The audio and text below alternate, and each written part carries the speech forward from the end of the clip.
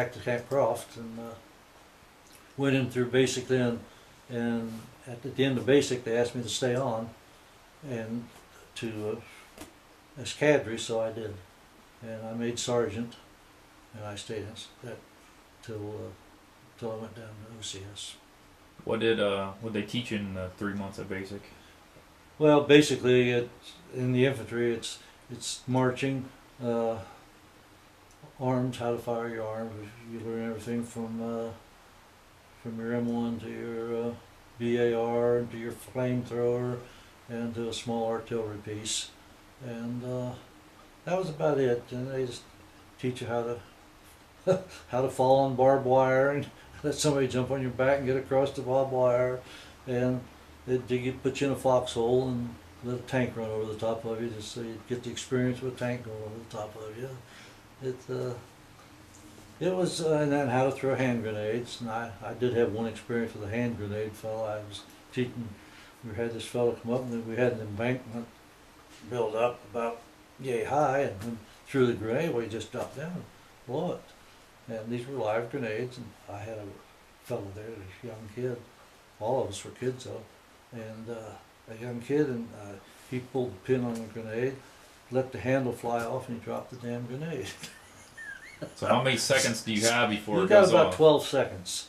Yeah, I figured 10 at the most, so I had to grab. I did grab the grenade and throw it over the wall, so we were okay. But he was terrible. Wow.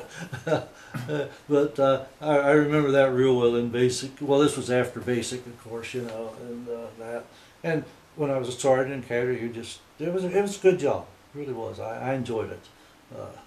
You had one barracks, and that was your barracks, and you had your platoon in it, and 30 fellows, and about that. We had a little more than that, I think, at basic, and fire out to the rifle range and how to fire a rifle and all that. Were you a pretty good shot? I was average. I wasn't an expert. No, a lot of fellows were better shots. I was just an average. You know, I'd get a Maggie's drawer every now and then. If you know what that is, that's where they put up the thing that you missed the whole target. So what do you think of throwing a grenade or flamethrower or shooting the BAR for the first time? Was that cool, or you like, I don't really want to use cool. it? I like to shoot the BAR, and I like to shoot the machine gun. We have a small machine gun, they call it machine gun. I like that, but just because it threw out so much fire. But I didn't like crawling under the barbed wire and then shooting the machine gun over the top of you, because every now and then one of those machine guns would get real hot from being fired so much, and a dang bullet wouldn't go quite on the true trajectory that you wanted it to go on. So. Did you have any close calls with them shooting live ammunition over your head? No, I never did have a close call on the firing on the rifle range or just the grenade that one time. Yeah. So you were able to pick the food when they served you during? Oh yeah, basic? Yeah. I never had any trouble with that. Of course, when you were a sergeant, it was a little bit better. Everything had a few privileges that you didn't have as a recruit, you know. So why did they pick you to stay on for the training? I have no idea. I guess they thought I was a halfway decent soldier, I guess, you know.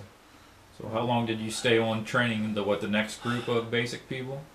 Well, they came through. I had maybe 2 or 3 groups. I can't remember till I went down to CS. So was that 3 months each then in each group? Was each group 3 months? Yeah. Mm-hmm. So you did like 6 or 9 months of training? I had almost. I hadn't. Yeah, about 9 months. Yeah, because I went down to OCS, and I was just in the States a little over a year. And then I was overseas over a year and a half. Yeah. So, did you volunteer to go to OCS, or did they again select you? Well, I'll tell you how I got to OCS. They came in, and I was out on the rifle range. When you're on the rifle range, you're there all day long, from early morning till late in the evening. And when I came back, the company clerk, who was a good friend of mine, we got along really good. He says, "Hey, bud," he says, "I put your name in for OCS." I said, "You did what?" He said, "I put your name in for OCS. I filled the forms out and all, since you were out on the range. I put down a few things I know you couldn't do, like you could speak Spanish and that." And I said, "Oh, thanks a lot." And then he said they'll call you for an interview.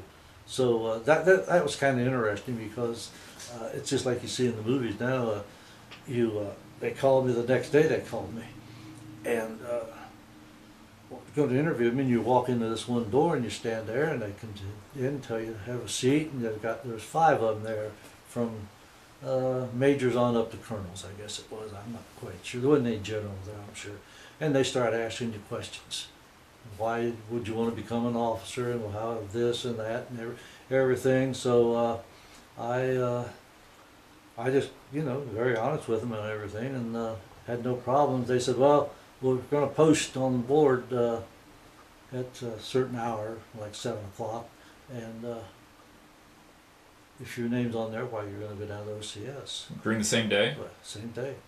So I went over, and my name was on the board, and I had to scrounge around to get my laundry out of the laundry place, and that was the hardest thing to do, because here in a laundry room, it's a warehouse full of duffel bags, But I found it and then got it, and was on a train that night.